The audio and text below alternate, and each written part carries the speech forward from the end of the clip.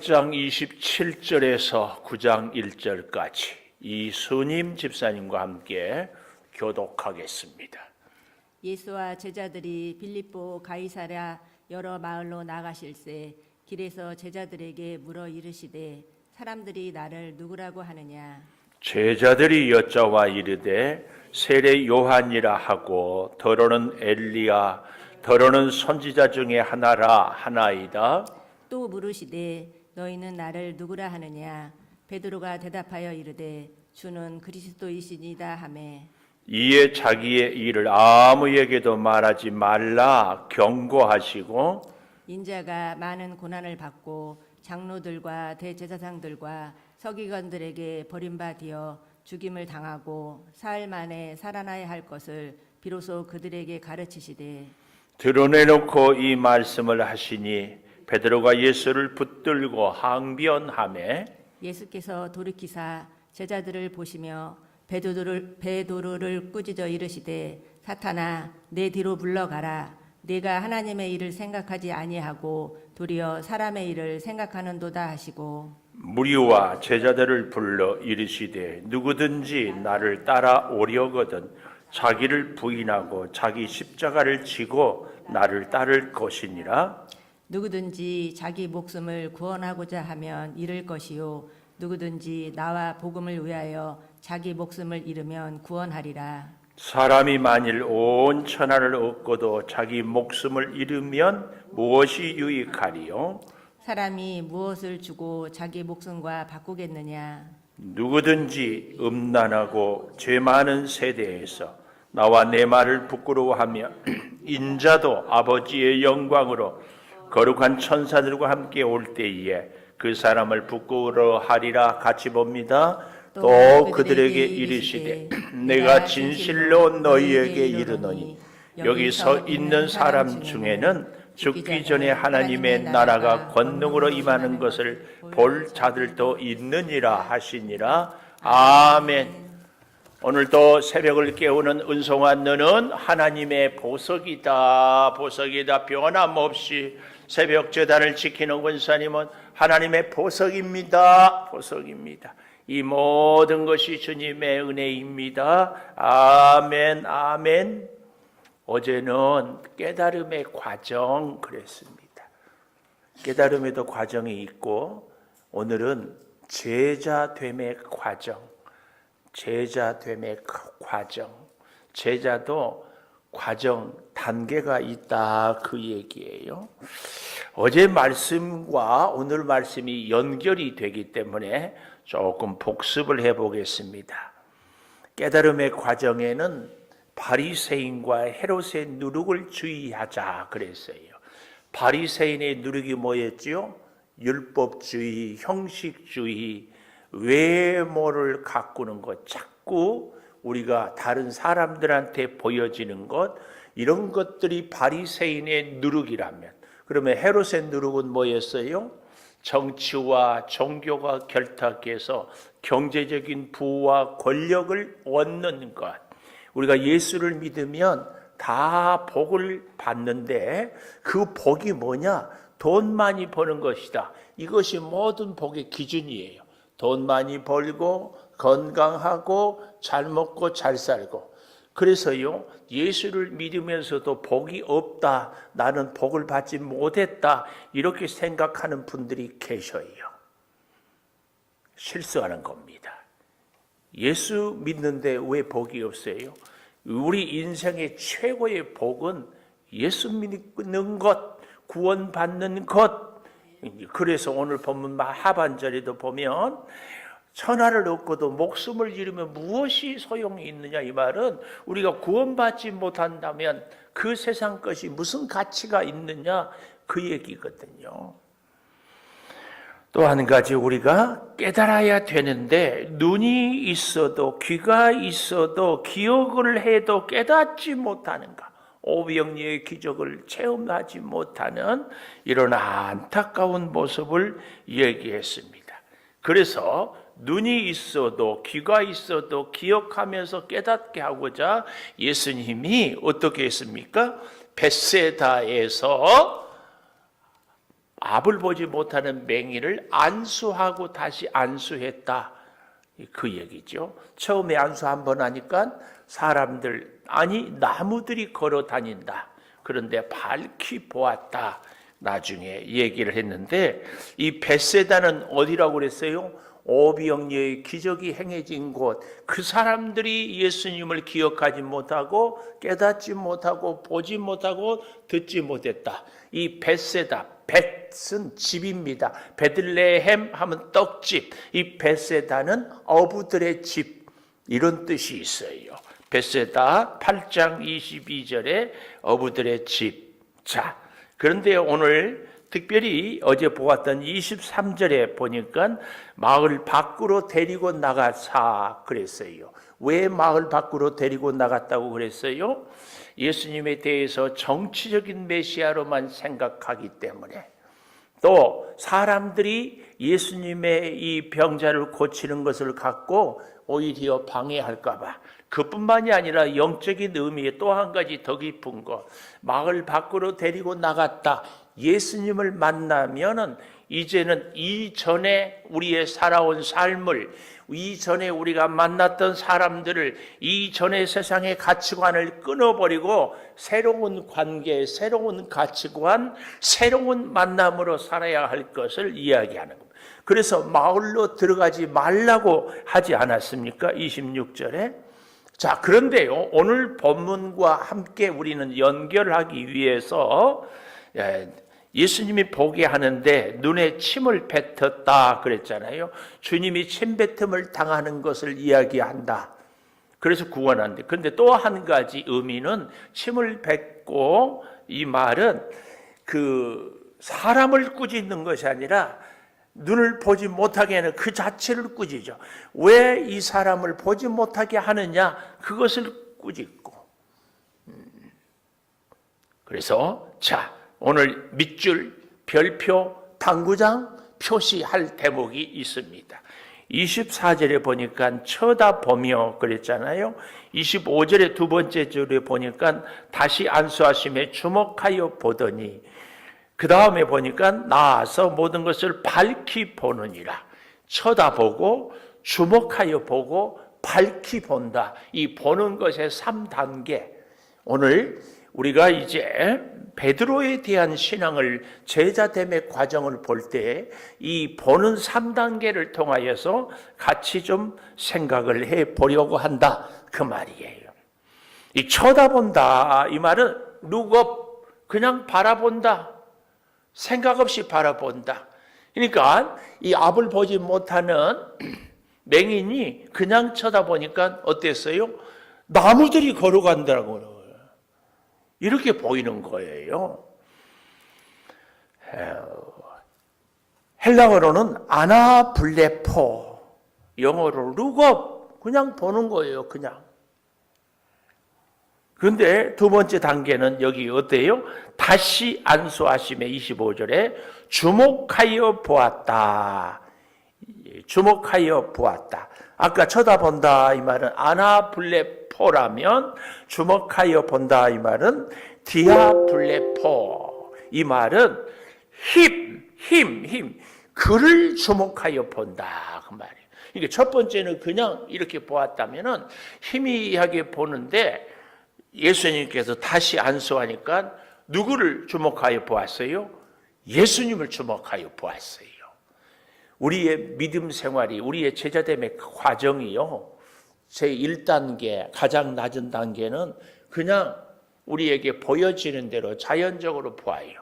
그래서요, 나무가 걸어 다니는 것 같고, 사람들이 서 있는 것 같고, 세상을 볼 때에도 제대로 보지 못해요. 이것이 하나님의 은혜인지, 하나님이 나에게 주시는 말씀인지, 사람들이 나에게 유익한지, 저 사람이 나를 사기치려고 하는지 알 수 없어요. 이것이 1단계예요. 1단계. 2단계는 뭐예요? 예수님을 주목하여 바라본다니까요. 주목하여. 이 베드로의 모습을 우리가 보면서요, 아예 3단계는 밝히 보는지라. 이 밝히 보는지라, 이 말은 clear every man so 보는데 클리어, 명확하게 에브리맨, 모든 예수님도 다른 사람들도 세상도 다 밝히 보는지라 이렇게 얘기합니다. 헬라어로는 엔 블레포. 그러니까 우리가 다시 생각해 본다면 아나 블레포, 디아 블레포, 엔 블레포. 그냥 보는 것, 그를 보는 것, 예수님만 보는 것, 그리고 온 세상을 밝히 보는 것, 예수님뿐만 아니라. 자, 이 모습을, 이 단계를 오늘 우리는 이 27절부터 보십시다. 제자됨의 과정, 예수와 제자들이 빌립보 가이사라 여러 마을로 나가실새, 이 빌립보 가이사라, 옛날에는요 왕들이 자기 이름을 붙여서 도시 이름을 정했는데요, 이 빌립보는 누구냐면은 예수님이 태어날 때 있었던 헤롯 대왕의 아들이에요. 그 아들 중에 하나가 세례 요한을 죽였던 헤롯, 이건 헤롯 안티커스. 근데 그 동생 헤로디아, 자기의 제수씨를 빼앗았잖아요. 그래서 아내를 삼았고 그 일 때문에 세례 요한이 죽임을 당했잖아요. 이 헤로디아를 빼앗긴 동생 왕이 빌립보, 필립. 이 빌립보, 그 필립의 이름을 따서 빌립보로 가이사라, 이 여러 마을로 나가실새 길에서, 제자됨의 과정의 첫 번째는 이 길에서입니다. 길에서. 우리도 그러죠. 운명 공동체, 목적 공동체, 같은 길을 사는 사람들을 같은 길을 간다 그러잖아요. 예수님과 제자들이 같은 길을 가요. 같은 목적을, 같은 뜻을, 같은 기준을, 같은 방향으로 가는 겁니다. 제자들과 예수님이 한 마음 한 뜻으로 가는 것. 오늘 우리의 인생도 예수님의 제자가 된다. 예수님의 은혜를, 능력을, 사랑을 덧입고 싶다. 예수님의 은혜와 복을 받고 싶다 하는 분은 예수님과 같은 길을 가야 돼요. 이런 사람들을 오늘 여기 성경이 길에서 그럽니다. 길에서. 근데 길에서 예수님이 뭐라고 그래요? 제자들에게 물어 이르시되 사람들이 나를 누구라 하느냐?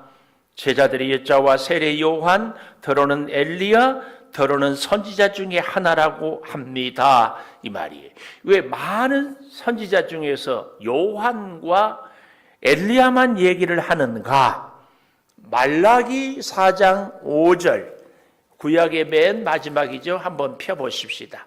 말라기 4장 5절에 보면은 보라, 여호와의 크고 두려운 날이 이르기 전에 내가 선지자 엘리야를 너희에게 보내리니, 엘리야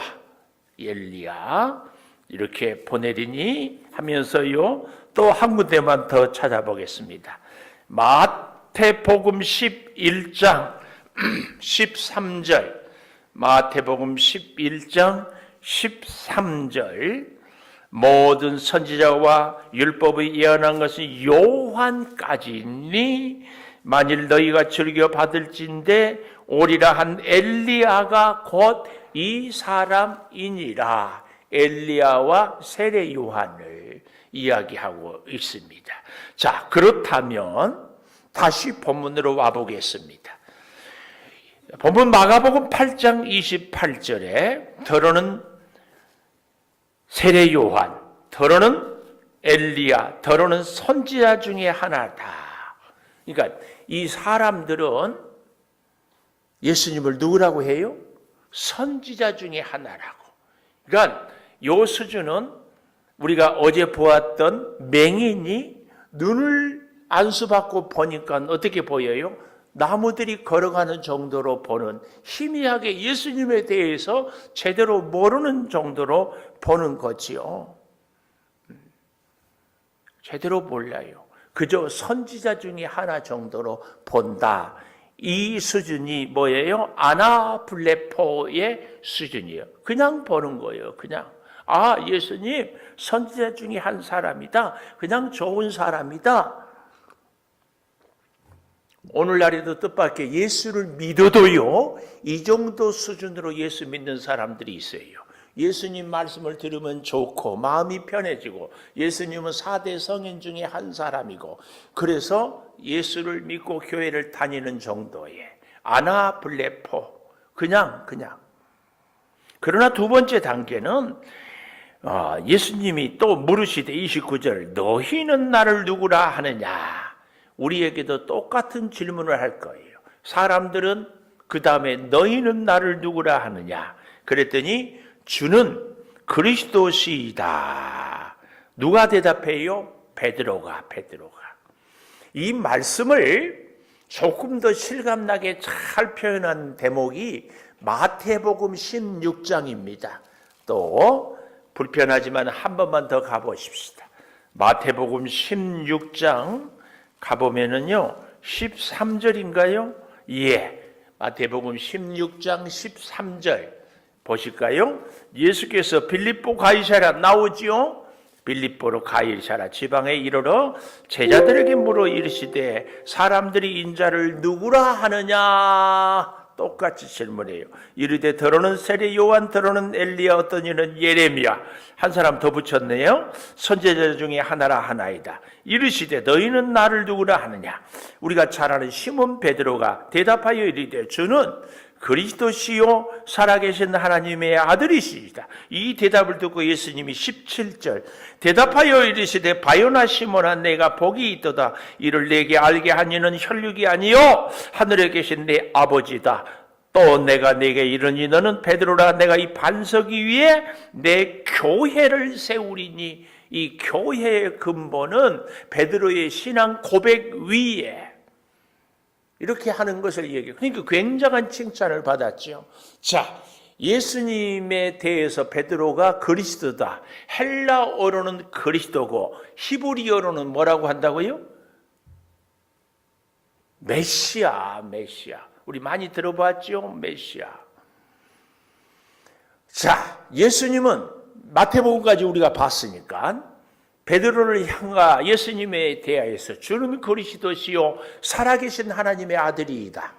예수님에 대해서 점수를 매겨본다면 100점 만점에 베드로의 이 신앙 고백은 몇 점입니까? 응? 이제는 아주 대답도 안 해줘요. 몇 점? 100점. 그렇죠? 아닙니다. 오늘 저와 여러분이 같이 나누려고. 내가 그러니까 대답 안 했는데 꼭 대답 시켜놓고는 또 아니라고 그런다고 하죠. 자, 다시 마가복음 8장에 와보십시오. 만약에 주는 그리스도신이다 했으면 그 다음 얘기가 없어야지. 자, 보십시오. 이 주는 그리스도신이다 이 말은 디아블레포 주목하여 보니 그를 주목하여 보더니 그래서 예수님이 누구신지는 잘 알았어요. 그리스도십니다. 그러니까 30절 자기 일을 아무에게도 하지 말라 경고하시고 경고했어요. 왜요? 쓸데없는 일에 휩싸이고 쓸데없는 사람들이 옆에 와서 진짜 예수님의 사명을 감당 못하게 하는 일들. 그리고 이제 하신 말씀이 진짜 본론입니다. 31절 인자가 많은 고난을 받고 장로들, 대제사장들, 서기관들에게 버림받아 되어 죽임을 당하고 사흘 만에 살아나야 할 것을 비로소 이제서야 가르쳐요. 왜 이제서야 가르칠까요? 베드로의 신앙 고백이 제대로 되어 있으니까 가르쳐요. 가르쳤더니 32절 드러내놓고 이 말씀을 하시니 드러내놓고 이제서야 말씀을 하시니 베드로가 예수님을 붙들고 항변하매. 항변이란 이 말은 어깨를 확 옷을 잡아 낚아채가지고 옆으로 당겨가지고 지금 선생님 무슨 말씀을 하십니까? 선생님 따라 3년을 다닌 우리 인생은 생각하지 않습니까? 그리고 곧 예루살렘에 올라가면은 이제 로마를 물리치고 선생님 왕 되면 이 나라를 우리가 잘 살게 할 수 있는데 지금 죽는다더니요. 지금 그게 제정신입니까? 그 얘기예요. 그 얘기. 오늘도요. 예수 믿으면 복 받습니다. 할 때에 예수를 믿는 성도들 중에서도 나는 복 없습니다. 복 못 받았습니다. 심지어는요, 여자 성도들은 이렇게까지 얘기를 하더라고. 예수를 믿어도 나는 복 없는 여니은. 나는 복 없는 여니이라고. 거듭 얘기해요. 예수님 한 분으로 만족할 수 있어야 돼. 사람도 결혼했는데 내가 복이 없어서 당신 만났다고 이러면은요, 확 상대의 자존감을 땅에 떨어뜨린 겁니다. 가난하고 내세울 것도 없고 아무것도 없어도 나는 당신 만나서 너무 복 받았다 이러면은요, 얼마나 좋아할지 몰라요. 집에 가서 꼭 그렇게 얘기하세요.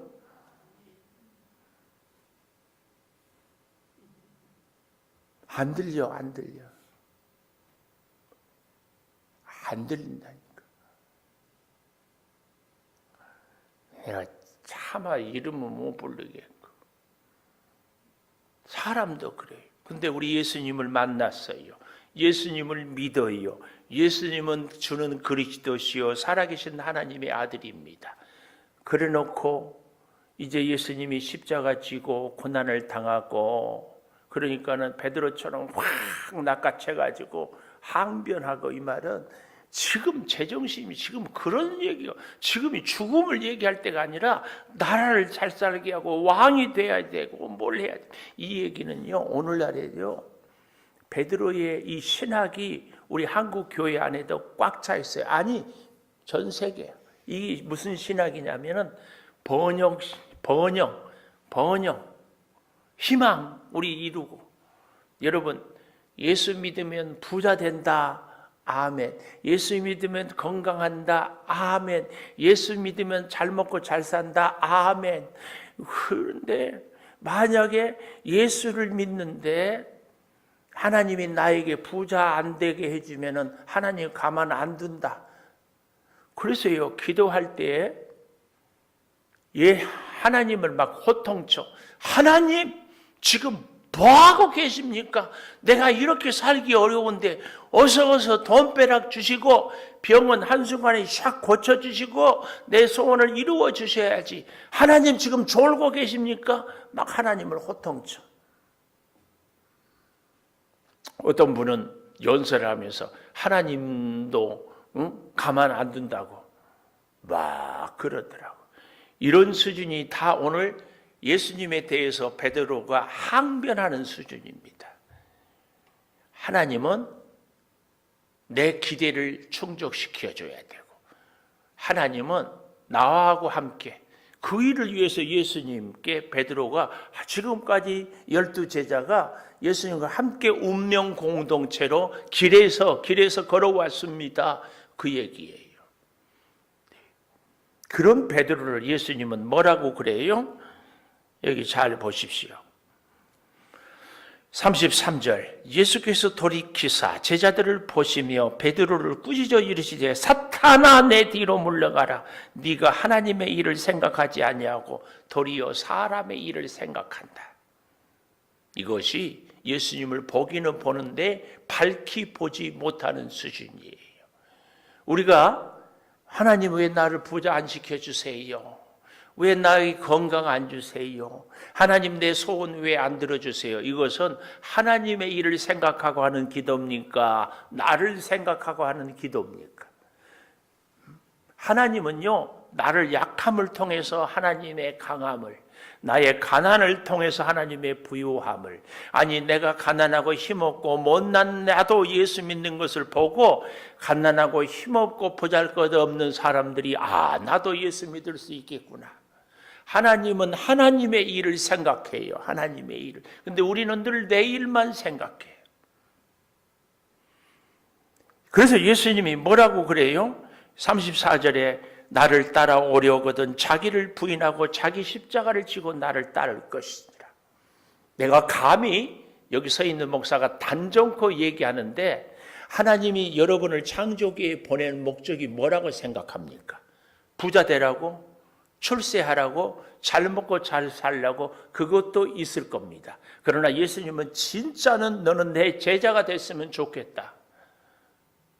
그럴 겁니다. 예수님이 가장 예수님다운 것은 뭐예요? 무리를 걸어서 오병이의 기적을 행해서 죽은 나사로를 살려서 그런 것도 예수님의 한 부분이지만 예수님이 구주가 되고 예수님이 메시아가 되고 예수님이 그리스도가 될 수 있는 것은 뭐예요? 십자가입니다. 오늘 저를와 여러분을 우리 창조교회에 부르시는 우리 예수님의 목적은 가장 확실한 목적은 뭘까요? 너 창조교회에 와서 십자가 져라. 창조교회에 와서 십자가 져라. 그 얘기하고 있는 거예요.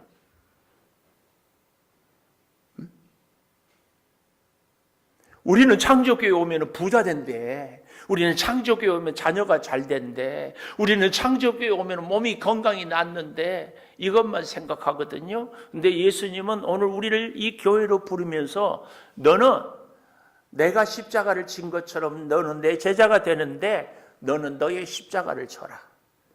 그래서 구원의 십자가와 동력의 십자가와 사명의 십자가를 제가 여러분 오해 안 했으면 좋겠어요. 하나님이 예수님이 우리를 부르시고 믿고 따르게 하는 제자를 삼는 것은 뭐예요? 내가 십자가를 지는 것처럼 너도 너의 십자가. 우리 창조교회에 와서 우리는 내가 져야 할 십자가를 먼저 지는 것이 중요합니다. 왜 우리가 시험 들어요? 십자가 안 지려고 하기 때문에. 십자가는 뒤로 하고 베드로처럼 자기 욕망을 꿈을 이루기 위해서 그래서 예수님께 항변하는 겁니다. 잘 보십시오. 35절이에요. 누구든지 자기 목숨을 구원하고자 하면 잃을 거죠. 그런데 나와 함께 복음을 위하여 자기 목숨을 잃으면 구원하리라. 아주 중요한 말씀이에요. 십자가를 지고 죽고 끝이 아니라니까요. 그 다음이 십자가를 진 다음을 예수님은 분명히 얘기하고 있어요. 자기 목숨을. 그러면서 36절 온 천하를 얻고도 자기 목숨을 잃으면 무엇이 유익하리요? 진짜 중요한 것이 뭐냐? 우리에게 진짜 복을 받는 것이 뭐냐? 그 말씀입니다. 38절에 보면 음란하고 죄 많은 세대에서 나와 내 말을 부끄러워하면 인자도 아버지의 영광으로 거룩한 천사들과 함께 올 때 그 사람을 부끄러워하리라. 그러면서요 9장 1절에 결론을 이렇게 내려줍니다. 9장 1절 하반절에 보십시오. 죽기 전에 하나님의 나라가 권능으로 임하는 것을 볼 자도 있다. 죽기 전에 권능으로 하나님의 나라. 이 말씀을 많이 오해했어요. 그래서 자기들이 죽기 전에 예수님 다시 재림한다고. 아니에요. 여기 이 권능으로 임한다는 이 말은 죽은 지 사흘 만에 부활하고 승천하는 이 권능을. 그래서 진짜 복음은 십자가를 지고 끝나는 것이 아니라 부활하고 승리하고 승천하는 것까지 가는 겁니다. 그런데 그 부활의 승리는 누구에게? 십자가를 지는 사람에게 있어요. 우리가 창조교회를 다니면서 스스로에게 너희는 나를 누구라고 하느냐? 내가 너를 왜 창조교회에 보냈는지 아느냐? 예수님이 이렇게 묻는다면 뭐라고 대답해야 돼? 나는 내가 져야 할 십자가를 지고 있습니까? 그 대답을 할 수 있어야 됩니다. 거듭 말씀드려요. 예수님이 우리를 왜 보내셨다고요? 이곳에 십자가를 지고, 그래서 권능으로 사흘 만에 부활하고, 그래서 사망 권세를 이기고 승리하고. 여러분 꼭 기억하십시오. 우리가 주님이 진 십자가를 질 때 주님과 함께 합니다. 주님이 내 손을 잡습니다. 주님과 함께 승리할 때 우리의 승리는 세상이, 사탄이 그 어떤 것이 빼앗을 수 없는 진정한 승리가 됩니다. 우리가 왜 자꾸 이 승리한 것 같은데 패하고 되는 것 같은데 안 되고 하는 이유가 어디에 있어요? 주님과 함께하는 십자가를 지지 않고 십자가 없는 영광을, 부활을 자꾸 추구하기 때문에. 그런 우리의 수준은 어떻게 해요? 예수님의 꾸중이에요. 그래서 우리는 어떻게 해야 돼요? 아까 25절 마지막에 밝히 보아요. 크린 밝히. 나도 보아야 되지만 주님도 보아야 되고 세상도 보아야 됩니다. 밝히 보아야 돼요. 사람의 일만 생각해도 안 됩니다. 꼭 우리가 제자됨의 이 과정을 그냥 바라보는 수준에서, 예수님은 보기는 했는데 예수님의 그 심중에 우리에게 주신 그 사명까지 우리가 보아야 하는데, 그 비결은 나를 부인한 데 있다. 기도하겠습니다. 아버지, 제자의 과정은 단순히 보는 것이 아니고, 주님만 보는 것이 아니고 주님이 우리를 이 땅에 보내시고 주님이 내게 맡겨주신 사명을 기억하여서 주님을 보고 나를 보고 세상을 보고, 그래서 주님의 사명을 잘 감당하는 데 있습니다. 주여, 구하옵나니 우리를 창조교회로 불러주신 그 은혜가 결코 주님을 떠나는 우리들이 되지 않게 하여 주시되, 주님을 그리스도라고 고백만 하는 것이 아니라 주의 그 큰 하나님의 일을 생각하고 그 수준에까지 따르게 하여 주시옵소서. 지금은 우리 주 예수 그리스도의 은혜와 아버지 하나님의 무한하신 사랑과 성령의 감화 감동하심이 영원토록 함께 하시옵기를 간절히 축원하옵나이다. 아멘. 기도하십시다.